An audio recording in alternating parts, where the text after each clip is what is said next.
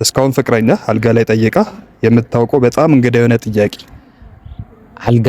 አልጋው ላይ ያለ ጥያቄ ነው ወይስ ከውጪም ከምንም ይሁን? አልጋው ላይ ያለ ጥያቄ፣ እንግዳ የሆነ ጥያቄ ማለት ነው።